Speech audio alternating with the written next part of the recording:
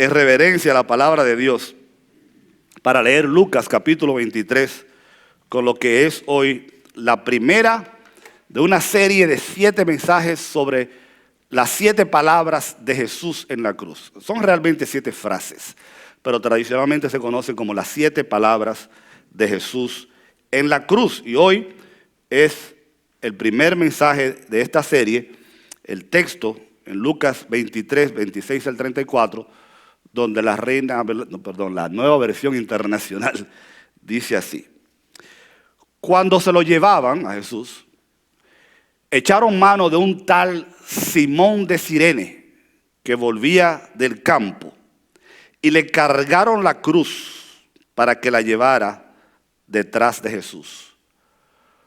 Lo seguía mucha gente del pueblo, incluso mujeres que se golpeaban el pecho, lamentándose por él. Jesús se volvió hacia ellas y les dijo: hijas de Jerusalén, no lloren por mí, lloren más bien por ustedes y por sus hijos. Miren, va a llegar el tiempo en que se dirá: dichosas las estériles, que nunca dieron a luz ni amamantaron. Entonces dirán a las montañas: caigan sobre nosotros, y a las colinas: cúbrannos. Porque si esto se hace cuando el árbol está verde, ¿qué no sucederá cuando esté seco? También llevaban con él a otros 2, ambos criminales, para ser ejecutados. Cuando llegaron al lugar llamado La Calavera, lo crucificaron allí junto con los criminales, uno a su derecha, otro a su izquierda. Padre, dijo Jesús, perdónalos, porque no saben lo que hacen. Pueden tomar asiento, es palabra de Dios. Ustedes saben muy bien que a mí me encantan las películas, cuando son violentas y mi esposa no las ve. Y hay una película que mi esposa y yo hemos visto 1.000.000 de veces, cada vez que la ponen en la televisión, la hemos grabado. Yo no soy amigo de ver la misma película muchas veces, a menos que sea una muy buena película, como The Matrix o The Shawshank Redemption, que es la película favorita mía. Pero esta película se llama El mundo está loco, loco, loco. ¿Alguien la ha visto alguna vez? It is a mad, mad world. Yo la he visto como 800 veces. Y lo que tiene que ver con la introducción de esta serie, con esta película, es que se trata de un hombre que robó un banco, pero él guardó el dinero porque él sabía que la policía estaba detrás de él y no quería que la policía lo agarrara con el dinero en la mano. Por muchos años él trató de evadir la policía, y la película comienza cuando él, en una persecución, el carro de este hombre se voltea por un precipicio, el hombre sale disparado y cae moribundo. Varios hombres que van en diferentes vehículos se detienen cuando van a ayudarlo.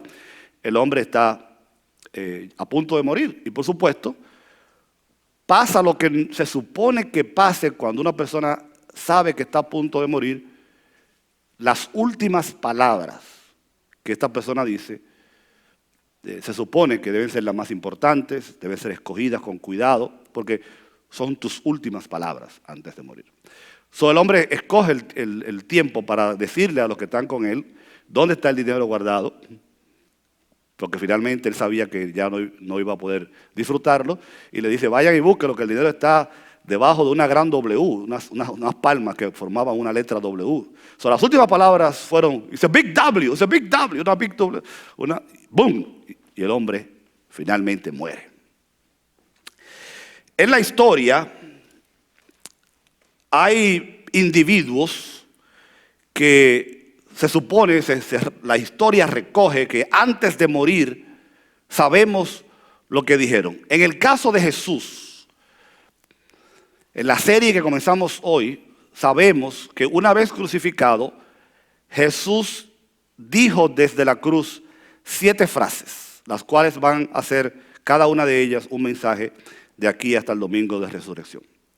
Los expertos entienden que las primeras 3 frases de Jesús en la cruz fueron dichas de 9 de la mañana a las 12 del día, porque ustedes recordarán que Jesucristo fue crucificado a las 9 de la mañana y va a morir a eso de las 3 de la tarde.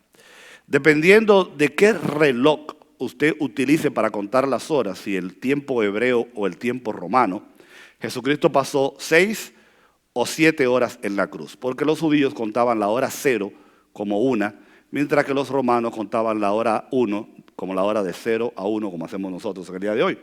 Si contamos con el tiempo romano, Jesucristo duró 7 horas en la cruz. Y eso es significativo porque el número 7 es el número que representa a Dios, es el número perfecto. Si contamos de manera romana, como lo hacemos en el día de hoy, entonces fueron 6 horas. Entre 9 y 12 de la mañana, Jesucristo dijo tres frases. Padre, perdónalos porque no saben lo que hacen. De cierto te digo que hoy estarás conmigo en el paraíso. Y finalmente, mujer, he ahí a tu hijo, hijo, he ahí a tu madre.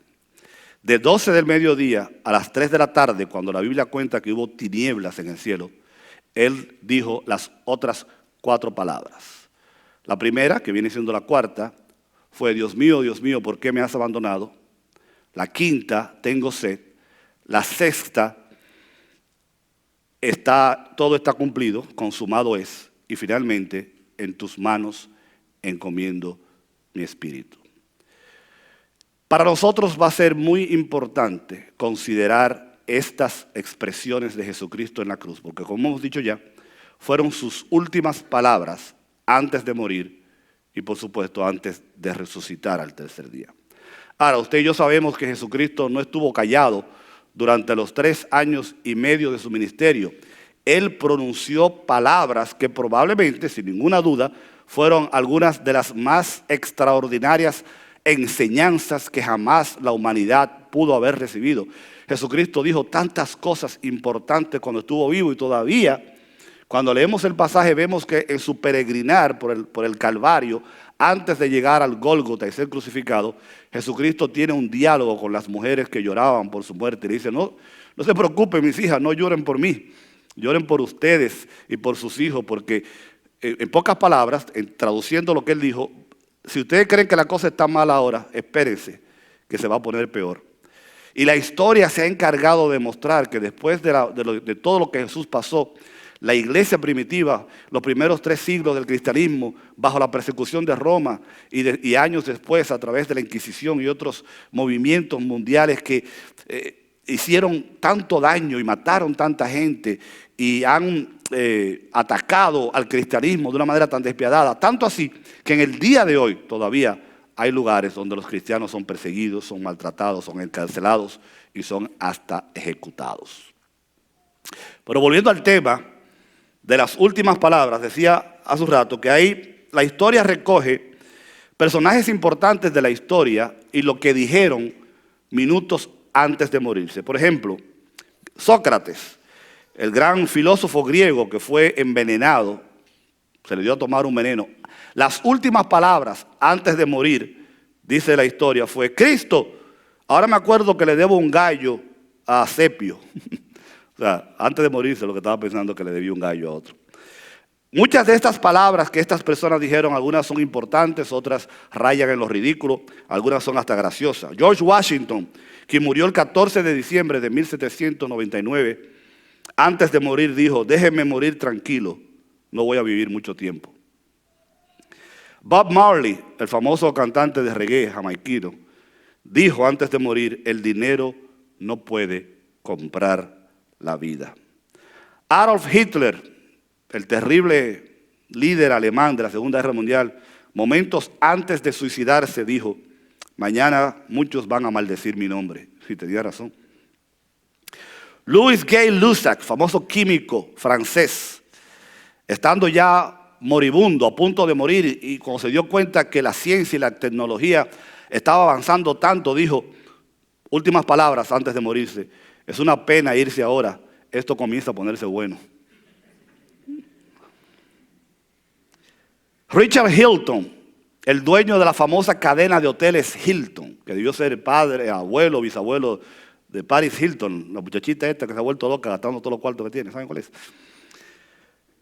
Mr. Hilton, momentos antes de morir, vio a uno de sus empleados y le dijo: acuérdate de que hay que poner la cortina del baño detrás de la tina. O sea, Nancy Lady Astor, multimillonaria, cayó en coma. Cuando abrió los ojos vio a toda su familia alrededor de su cama y dijo: me estoy muriendo de mi cumpleaños. Y murió momentos después. John Sedgwick, uno de los famosos generales de la guerra de sucesión en los Estados Unidos cuando el norte peleaba con el sur, estaba reunido con sus generales y el alto mando estaba tratando de decirle: señor general, hay que tener cuidado porque hay francotiradores que están apuntando hacia acá. Y él dijo: no se preocupe, que estamos tan lejos que esos mensos jamás podrán alcanzar. Y ahí murió. Esas fueron sus últimas palabras. Méndez Pelayo, escritor y filósofo español, dijo antes de morir: qué pena morir cuando todavía me queda tanto por leer. Y finalmente, William Tyndale, uno de los famosos héroes ingleses de la Reforma Protestante, uno de los grandes hombres de Dios, responsable de traducir por primera vez la Biblia al inglés, fue ahorcado y quemado por la Santa Inquisición en el 1536. Y sus últimas palabras antes de morir fueron: Señor, ábrele los ojos al rey de Inglaterra. Tenía que ser cristiano William Tyndale para escoger palabras de perdón momentos antes de morir. En el caso de Jesús no podía ser diferente. Probablemente las palabras más importantes que alguien ha dicho en la historia momentos antes de morir las encontramos en los evangelios. Estas 7 palabras, de acuerdo a los expertos, resumen las más importantes doctrinas de la Biblia. Ellas hablan acerca de la deidad de Jesucristo, de la capacidad de un Dios perfecto para perdonar a personas que no merecen ser perdonadas. Las palabras desde la cruz de Jesús hablan acerca de la salvación por fe. Nos recuerdan acerca de la necesidad de honrar a nuestros padres, de acuerdo como lo ordena uno de los 10 mandamientos. Las palabras de Jesús en la cruz hablan de su humanidad, pero también hablan de su deidad. Y por supuesto de su sacrificio de sustitución, donde Él tomó el lugar por nosotros como un cordero perfecto. Las últimas palabras de Jesús en la cruz hablan del cumplimiento de las profecías del Antiguo Testamento que de manera maravillosa y milagrosa se cumplieron al pie de la letra. Las últimas palabras de Jesús en la cruz hablan de la justificación del cristiano por la fe y por supuesto también hablan de la garantía de la vida eterna, como cuando Jesús dirige una de sus palabras a uno de los que moría al lado de él. Entre todas las cosas que Cristo pudo haber dicho antes de morir, estas son las que Él nos dejó como legado. Y a mí siempre me gusta pensar, al igual que los 10 mandamientos, de todas las cosas que Dios pudo haber listado, que debíamos o no debíamos hacer, Él escogió precisamente esos 10. Y yo estoy seguro, lo he dicho antes, que si a usted y a mí nos hubieran dado la tarea de hacer una lista de cuáles eran para usted o para mí los 10 mandamientos más importantes, la lista probablemente hubiera sido muy diferente. Y si a cada ser humano se le hubiera dado a escoger cuáles serían los 10 mandamientos que usted listaría como lo más importante, nosotros tuviéramos millones de mandamientos, ¿correcto?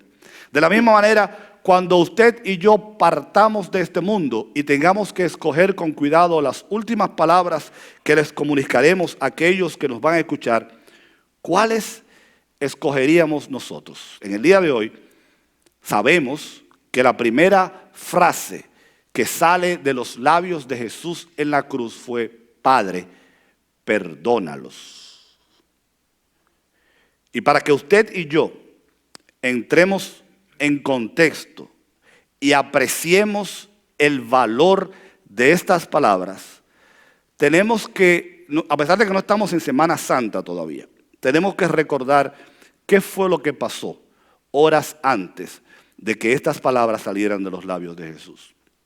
Si ustedes recuerdan, la noche anterior, mientras estaba en el jardín de Getsemaní, Jesucristo fue traicionado con un beso por uno de sus discípulos. Y los soldados del templo fueron y lo apresaron como un criminal. Lo amarraron y se lo llevaron a pasar toda una noche de juicio en juicio en la casa del sacerdote y el sumo sacerdote. Un juicio ilegal hecho bajo la cobertura de la noche, porque ellos sabían que lo que estaban haciendo era injusto. La palabra de Dios cuenta en los diferentes evangelios todo lo que Jesús pasó aquella noche. probablemente privado de agua y de comida, por lo tanto su cuerpo comenzó a deshidratarse. Le cubrieron los ojos y lo golpeaban y le decían, adivina quién te golpeó. Finalmente, cuando Poncio Pilato sucumbe ante las presiones del Sanedrín, Jesucristo es llevado para ser golpeado, para ser azotado con látigos. Y yo sé que muchos de ustedes no pueden ver la película de Mel Gibson, La Pasión de Jesucristo. Mi esposa es uno de ellos que no puede ver la película. Pero los expertos están de acuerdo que esa película es probablemente la que mejor refleja lo que pudo haber pasado aquella noche. La espalda de Jesús fue desgarrada con unos látigos que, aparte de ser hechos de un cuero muy poderoso, estaban al final amarradas con unas piezas de metal o de hueso que cuando se alaban desgarraban la piel del individuo.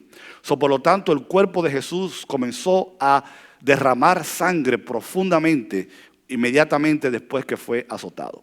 Dice la Biblia que también le pusieron una túnica de colores y le pusieron una vara en la mano y empezaron a burlarse de él diciéndole, he aquí el rey de los judíos. Después le quitaron la misma vara y con la misma vara le golpearon en la cabeza, lo abofetearon, lo tiraron al piso, lo amarraron, le hicieron cantidad de cosas. Después dice que tomaron una corona de espina y dependiendo de la película que usted vea o la fotografía que usted vea, usted va a ver diferentes versiones, pero otra vez la evidencia sugiere que aquella corona estaba hecha de una planta cuyas espinas podían crecer hasta 3 pulgadas de largo. Son las espinas en la corona de Jesús probablemente tenían entre 1 y 3 pulgadas de largo. Una vez puesta en la cabeza y apretada en el cráneo, lo más probable es que el cuerpo de Jesús comenzara a llenarse de la sangre que se derramaba desde su cabeza, a tal punto que probablemente ni siquiera podía ver. Todo esto fue contribuyendo a su debilidad. Cuando finalmente Poncio Pilato accede a mandarlo a crucificar por la presión del Sanedrín, dice la Biblia que le quitaron las ropas que tenía puestas, probablemente provocando que la sangre siguiera corriendo sin control. Le pusieron la ropa que tenía, lo siguieron golpeando y lo mandaron a caminar lo que se va a conocer como la vía dolorosa hasta llegar a la crucifixión, pero no sin antes hacerlo cargar una pesada cruz. Algunos expertos discuten de si Jesús cargó o no cargó la cruz todo el camino, porque en el texto que leímos ustedes vieron que aprovecharon a un pobre infeliz que iba caminando y lo obligaron a cargar la cruz de Jesús por lo menos parte del camino. ¿Y por qué creen ustedes que hicieron esto? Porque ya el hombre estaba tan débil, ya el hombre estaba tan agolpeado que prácticamente no podía ni siquiera caminar. Y aquel Via Crucis, como su nombre en latín lo describe perfectamente, fue probablemente una de las distancias más terribles que un hombre jamás tuviera que caminar, cargando o no cargando una pesada cruz, habiendo sido azotado, habiendo sido golpeado, habiendo sido latigado, habiendo sido cortado. Y sobre todo recibiendo la burla y el desprecio y los golpes de todos aquellos que querían hacerle mal. Una vez puesto encima de la cruz de madera que inventaron los persas muchísimos años atrás y que los romanos adoptaron como su preferida manera de castigar a los criminales, allí con clavos cuyo tamaño usted no se quiera imaginar, y de una manera horrenda Jesucristo fue clavado en una cruz y levantado y puesto en medio, como lo describe la NBI correctamente, no como lo dice la Reina Valera, 2 delincuentes. Y en el medio pusieron a Jesús. Y a lo mejor algunos de ustedes pensarán, bueno, le dieron un lugar de preferencia. Los estudiosos dicen que la razón por la que lo pusieron en el medio es porque ellos entendían que en ese momento Él era el que más merecía morir crucificado. Por eso lo pusieron en el medio. Y después de todo eso, viendo a aquellos que lo habían llevado hasta allí, la primera frase que sale de los labios de Jesús es, Padre, perdónalos. Si tú hubieras estado en su lugar, ¿qué tú hubieras dicho? Si te hubiera tocado a mí o a ti escoger las últimas palabras después de una circunstancia como esa, porque una cosa es morirse tranquilo en su cama uno después de unas alturas de chicharrón, ¿verdad? Y otra cosa es haber atravesado por lo que Jesús atravesó.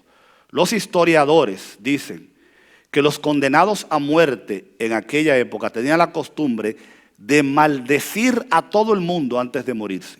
Maldecían a su papá, a su mamá, a los soldados que lo crucificaban, a las autoridades. Se pasaban el tiempo maldiciendo con sus labios antes de morir. Incluso individuos como Séneca, un contemporáneo de Jesús, dice que las palabras eran tan fuertes, las palabras de odio y las palabras de maldición que esta gente pronunciaba, que la gente no quería ni estar cerca de los lugares de crucifixión. Y Cícero, un famoso filósofo romano, dice que los soldados romanos muchas veces le cortaban la lengua a aquellos que habían sido crucificados para no escuchar todas las maldiciones que ellos decían desde la cruz. Pero no Jesús. La primera frase de Jesús en la cruz es: Padre, perdónalos. Y yo quiero compartir con ustedes antes de la Santa Cena hoy, que es un buen día para celebrar la Cena del Señor, 3 aspectos acerca de esta corta oración de Jesús desde la cruz. La primera es una oración que Jesús hace al Padre. Jesús se dirige al Padre. Una de las básicas doctrinas de la iglesia en el día de hoy y siempre es que Dios es Padre, Dios es Hijo y Dios es Espíritu Santo. No trate de entender eso porque no creo que le vaya a ser fácil, pero créalo por fe. Y cuando la Biblia habla de Jesús dirigiéndose al Padre, primero no es la primera vez, la noche anterior, cuando él se encontraba en el jardín de Getsemaní, él dice: Padre, si fuera tu voluntad pasar esta copa de mí, hazlo así, pero no se haga mi voluntad, sino la tuya. Y lo que queremos enfatizar en este punto es que antes de que nosotros podamos movernos a ser perdonados, primero tenemos que pedirle perdón al Padre. Nosotros, antes de poder llegar a una condición donde el perdón pueda ser aplicado a nuestras vidas, tenemos que clamar al Padre. Yo he predicado, he enseñado en muchas ocasiones que nosotros los cristianos tenemos que acostumbrarnos a entender el formato correcto de las oraciones. Cuando nosotros oramos al Padre. No le oramos al Hijo ni le oramos al Espíritu Santo porque no es bíblico. Y lo he dicho tantas veces y lo insistiremos, no es que sea un pecado orarle al Padre, al Hijo, o no es que sea un pecado orarle al Espíritu Santo, pero no es bíblico. Cuando Jesús enseñó a los discípulos a orar, ¿cómo comienza la oración? Padre nuestro que estás en los cielos. Nosotros oramos al Padre. Cuando queremos recibir respuesta, vamos al Padre. Y le pedimos todo al Padre y adoramos al Padre y nos comunicamos con el Padre en el nombre del Hijo y en el poder del Espíritu Santo. Cuando Jesucristo va a pronunciar una de sus frases diciéndole a la mujer, porque no le llama mamá, sino mujer, y la pone al cuidado de sus discípulos, al cual le dice ahí a tu madre, él está también respetando el orden que Dios ha establecido en ese sentido. Él siempre estuvo en contacto con su Padre y él sabía que quien podía hacer la diferencia contestando su oración era el Padre. No es la primera ni es la última vez que en la cruz él se va a dirigir al Padre, pero esta es la primera vez que lo escuchamos hacer. La segunda parte importante de esta oración primera de Jesús en la cruz es que de todas las cosas que Jesús pudo haberle dicho al Padre, o de todas las cosas que él pudo haber pedido, él lo que decide es tomar ese tiempo para interceder por otros y no para interceder por él mismo. ¿Por qué? Dice él, porque ellos no saben lo que hacen. Y otra vez, cuando tú y yo tenemos el privilegio y la oportunidad de llegar ante la presencia del Padre en oración, y si nos dicen, por ejemplo, tienes una sola oportunidad para hablar con Dios hoy, ¿qué diríamos nosotros? Y si tuviéramos una sola oportunidad de hablar con Dios o de pedirle algo al Padre antes de morir, ¿qué le pediríamos nosotros? El viernes fue la vigilia, una gran bendición. Cuando comenzó la vigilia, los que estaban aquí recuerdan, el pastor Scott y yo estuvimos al frente por un tiempo orando individualmente por todas las personas que venían a orar, individualmente. Y a mí me llamó mucho la atención que el 100% de los padres que pasaron al frente no pedían nada para ellos. Casi siempre pedían por sus hijos, o pedían por su familia, o pedían por la iglesia. Y yo pienso, wow, how unselfish, right? Que falta de egoísmo se dice, que es lo contrario de egoísmo. Qué interesante que las personas venían al frente a orar con el pastor y en vez de decir, pastor, ore por mí, que necesito esto, ¿verdad? Ustedes se acuerdan de la famosa oración, me, sálvame, ayúdame, bendíceme, dame. Ellos pedían por otros. Jesucristo, cuando aquella noche estuvo delante del Padre, Él pidió por él, pidió para que el Padre, si podía, le librara de aquella copa, pero dijo, no se haga mi voluntad, sino la tuya. Pero cuando está crucificado, experimentando los dolores de la crucifixión, la agonía, el sufrimiento, la asfixia que provocaba aquella posición en la cruz, no dijo, Padre, perdónalos porque ellos son inocentes. En ningún momento la Biblia revela que Jesucristo entendía que los que estaban allí eran inocentes, pero lo que sí Él entendía es que el Padre podía usar de misericordia para no tomarle en cuenta sus pecados. Otra vez, la razón por la que Cristo opta por pedirle al Padre que nos perdone no es porque nosotros no seamos culpables y no merezcamos ser condenados. Es porque Él quería que el Padre ejercitara aquello que la Biblia llama como misericordia. Y misericordia significa eso, no darle a aquellas personas lo que se merecen. En el ministerio público de Jesús, Él oró muchas veces al Padre. Cuando comenzó su ministerio, la Biblia dice en Lucas 3:21 que Él oró al Padre y desde entonces, a partir de ese momento, durante 2 años que estuvo ministrando hasta el último día en la cruz, Jesús no dejó de interceder ante el Padre por ti y por mí. Tanto así que en Hebreos capítulo 7, versículo 25, la Biblia dice que Jesucristo siempre estará intercediendo por nosotros. Todavía en el cielo, la Biblia dice que Él ora por nosotros, al Padre. Esto también fue el cumplimiento de una profecía, porque 700 años antes de que sucediera, el profeta Isaías, en el capítulo 53, versículo 12, dice la Biblia, por eso Dios le dará un lugar entre los grandes y con los pobres partirá su triunfo, porque se entregó a la muerte y fue contado entre los malvados, entre los delincuentes, cuando en realidad cargó con los pecados de muchos e intercedió por los pecadores. Una de las grandes virtudes y funciones de Jesucristo ha sido siempre esa, de ser intercesor, de mediar entre un pueblo que merece ser castigado y condenado y un Padre misericordioso para que la culpa y el peso de la ley que nos condena no cayera sobre nosotros. Esta oración de Jesús, Padre, perdónalos, se cumplió cuando uno de los delincuentes a su lado le dijo, acuérdate de mí cuando vengas en tu reino. Jesús le dijo, hoy estarás conmigo en el paraíso. Esta oración de Jesús al Padre se cumplió cuando en Hechos capítulo 2, versículo 41, más de 3,000 personas, dice la Biblia, se convirtieron con el sermón de Pedro. Esta oración de Jesús para que el Padre perdone a los pecadores se cumplió cuando Esteban, en el capítulo 7, versículo 60, dice la Biblia, cayó de rodillas y gritó, Señor, no le tomes en cuenta este pecado. Y cuando hubo dicho esto, murió. Porque los discípulos de Jesús y aquellos que se convertirían después, repetirían la misma frase que aprendieron del maestro. No que nosotros no merezcamos el castigo, no que nosotros no seamos culpables, no que lo que hicimos no fuera malo, pero para que Dios ejerciera su misericordia y no nos tomara en cuenta nuestros pecados.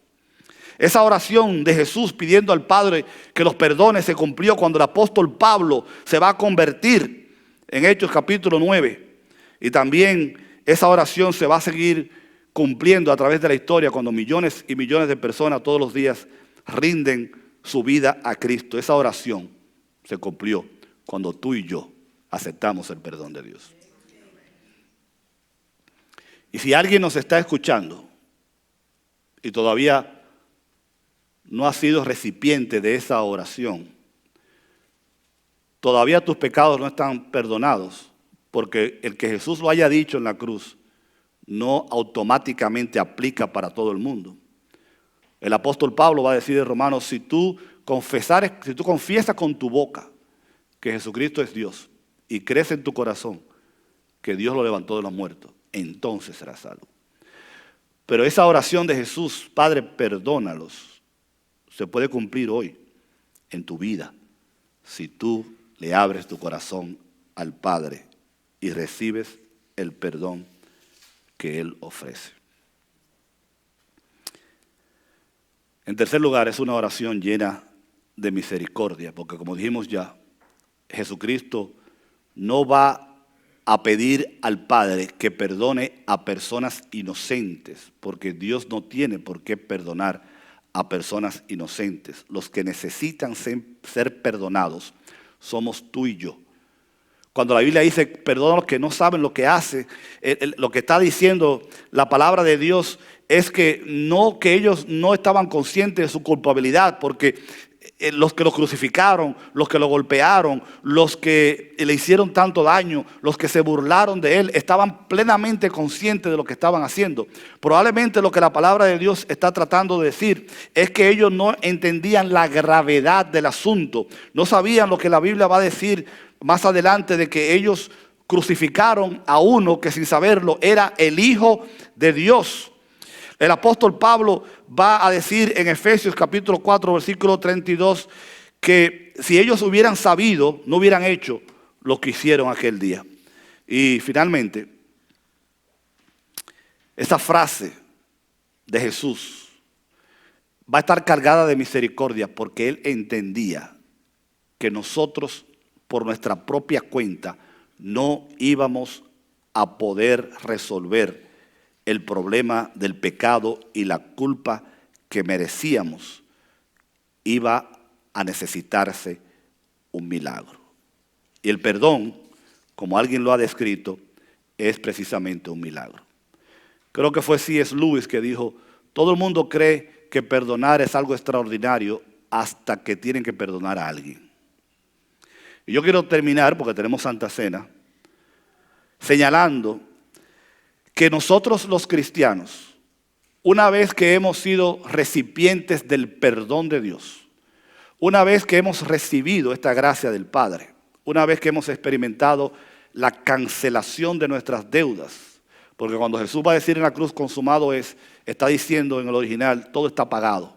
La deuda que nosotros teníamos con el Padre ha sido cancelada, pero ahora nosotros, como decíamos en la vigilia, tenemos el ministerio de la reconciliación, el ministerio de decirles a otros también, tus pecados pueden ser perdonados, pero sobre todo, tú y yo tenemos que aprender a perdonarnos los unos a los otros. Y yo pienso que cuando un cristiano escucha esta frase, le puede entrar por un oído y salirle por otra, porque tantas veces hemos escuchado predicaciones diciendo que tenemos que perdonarnos los unos a los otros. Pero ¿no es cierto que es más fácil decirlo que hacerlo? ¿No es cierto que cada uno de nosotros pudiera usar un poquito de esa capacidad de perdonar a aquellos que no merecen que nosotros los perdonamos? Porque ¿qué es lo que significa perdonar a alguien? Déjeme decirle una lista de lo que no significa perdonar a alguien. Perdonar a alguien no significa que estamos aprobando lo malo que hicieron. Perdonar a alguien no significa que no reconozcamos que se cometió un crimen, porque en el caso de Jesús, repito, ellos eran culpables de todo lo que podían recibir. Perdonar a alguien no significa que hagamos excusa por su mal comportamiento. Perdonar no significa que vamos a pasar por alto el abuso que se haya cometido contra nosotros. Perdonar no significa negar que fuimos heridos y que se nos lastimó. Perdonar no significa dejar que otros saquen ventaja y se aprovechen de nosotros. Perdonar no significa que no presentemos cargos criminales cuando una persona ha cometido un crimen que es condenado por la ley. Perdonar no significa que olvidemos el mal que se nos ha hecho. Es un gran error decir que el que perdona tiene que olvidar necesariamente. Perdonar no significa que tengamos que restaurar la relación con esa persona al mismo nivel que teníamos antes. Perdonar no significa que tenemos ahora que volver a ser amiguitos como lo éramos antes de que el daño se haya hecho. Perdonar no significa ni siquiera que debe haber una reconciliación total entre la persona que me ofendió y yo. Perdonar no significa que no va a haber consecuencias del daño que se nos perpetró. Finalmente, Jesucristo va a hacer una ilustración, una parábola donde usted recuerda a un hombre que le debía muchísimo dinero a otro, vamos a suponer que le dio $1.000.000 y fue a cobrarle y el hombre dijo, yo no tengo dinero, perdóname. Y el hombre le perdonó la deuda, pero después ese mismo hombre salió y encontró a uno que le debía 3 pesos, 3 pesos dominicanos para ser peor todavía. Y el hombre no le pudo pagar y lo agarró y lo metió preso y le dio patadas. Entonces finalmente el rey lo mandó a llamar y dijo, ¿cómo es posible que yo te perdoné a ti una deuda tan grande y que tú no pudiste perdonarle esa deuda tan pequeña al otro? ¿Y qué es lo que Jesús está tratando de decirnos, hermanos? Cuando a nosotros se nos haga difícil perdonar a alguien porque el daño fue grande, cuando a nosotros se nos haga difícil perdonar a alguien porque pensamos que no lo merece, porque cuando nosotros tengamos que perdonar a alguien porque entendemos que esa persona necesita pagar lo que hizo, recuerda que eso no es nada comparado con lo que Jesús perdonó y con lo que Él te perdonó a ti y me perdonó a mí. Cuando la Biblia dice que el que mucho ha sido perdonado, mucho ama y mucho agradece. Hay 2 principios que debemos tomar en cuenta acerca del perdón. Primero, cuando reconocemos la humanidad de la persona que nos hirió, sencillamente significa saber que esa persona es pecadora igual que nosotros. Por eso Jesús dijo de la cruz, perdónalos porque no saben lo que hacen. Muchas veces la gente no entiende la gravedad del daño que nos ha hecho. Cuando tú perdonas, tú tienes que reconocer eso. Y número 2, cuando tú y yo perdonamos, tenemos que rendir el derecho que tenemos de vengarnos de esa persona. Fíjense, las películas violentas, las películas que los hombres casi siempre nos gusta ver, donde hay tiros y muertos, casi siempre son películas donde a alguien le hicieron algo malo y sale a vengarse, ¿no?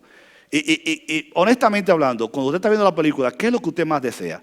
Que los criminales paguen por lo que hicieron, ¿no? Usted no ha visto una película que al hombre le mataron la mamá, al hijo, y que al final él termina perdonándolos a todos y se acabó la película. Esa película no sirve. ¿No es cierto? El hombre sale y mata al malo, al esposo de la mala, al perro de la mala, y acaba con todo el mundo.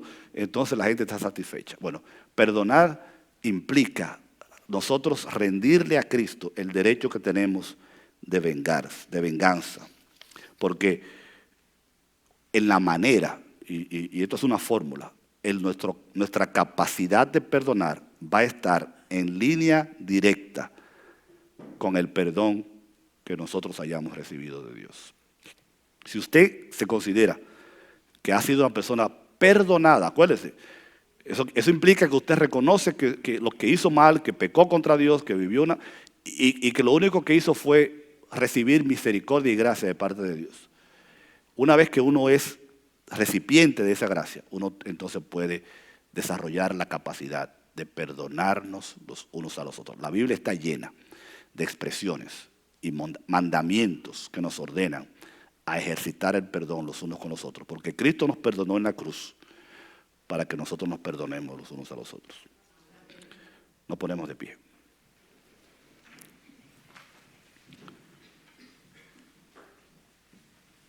Padre, ahora vamos a celebrar la Santa Cena en recordación a tu sangre derramada y tu cuerpo partido en la cruz. Porque si hay algo importante en esta celebración es recordar que tú intercediste por nosotros para que el Padre nos perdonara. Gracias por tu perdón. Y permite, oh Dios, que nosotros, en este tiempo en que nos encaminamos a la celebración de la Semana Santa, podamos también duplicar, repetir ese acto que Cristo llevó a cabo en la cruz cuando a nosotros nos toque perdonar a alguien aquí en la tierra. En el nombre de Jesús. Amén.